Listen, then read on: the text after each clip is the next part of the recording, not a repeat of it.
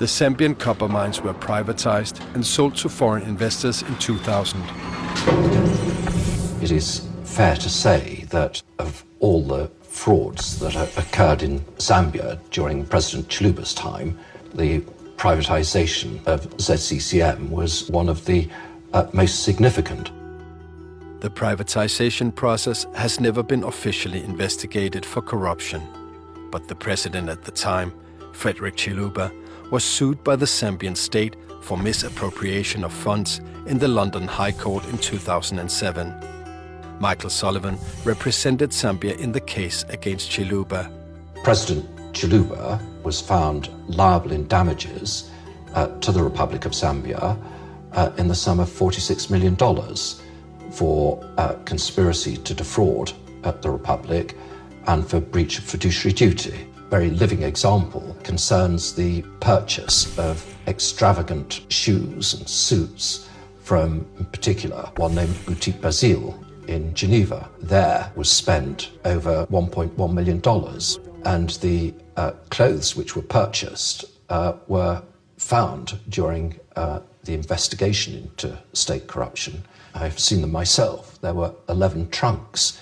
I mean, I have the list of what was found in the trunks, and you have 206 designer suits, 185 shirts, 36 jackets, 157 trousers, and 64 pairs of shoes, and 74 ties.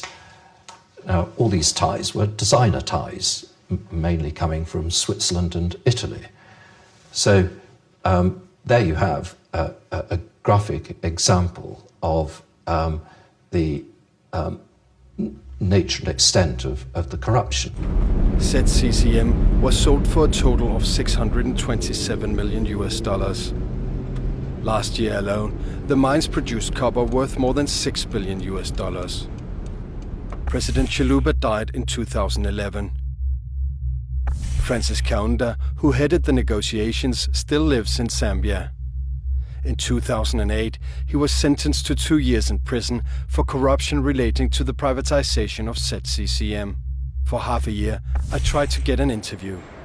So you would want a payment for the interview? Yes, I would charge for it.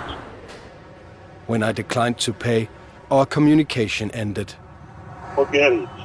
I just want you to have the opportunity because we talked. Forget it.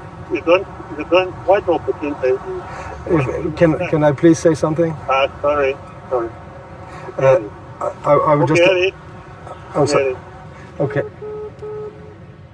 Any right-thinking Zambian, anybody, could see that what was being agreed was not transparent. Information is very important, and knowledge based on information is very important.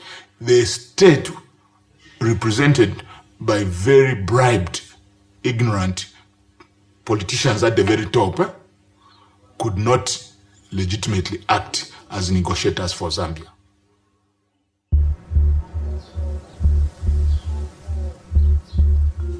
From the outset, the investors had the upper hand in the sales negotiations. Copper prices had hit rock bottom and the state was running out of money. Its debt to the World Bank and the IMF was so large they could not get new loans. Zambia had its back against the wall and was forced to sell.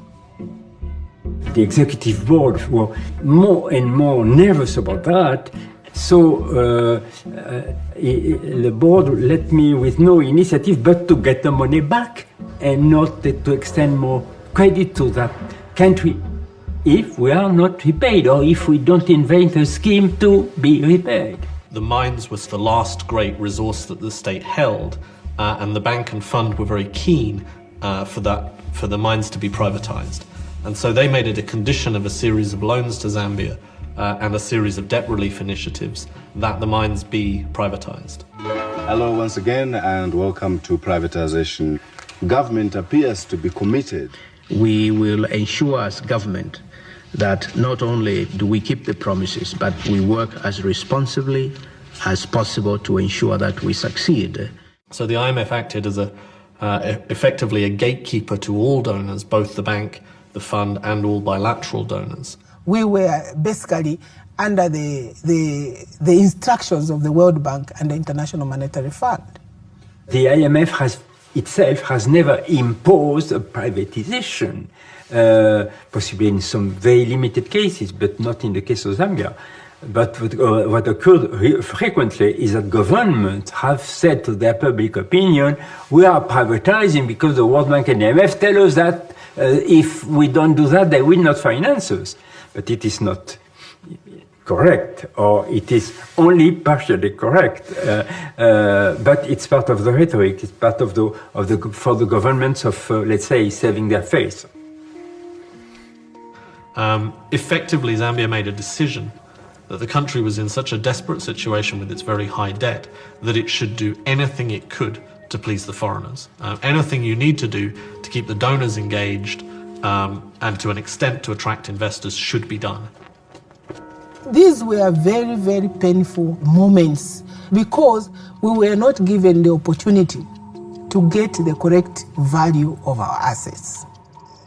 If you want to have foreign investors, well,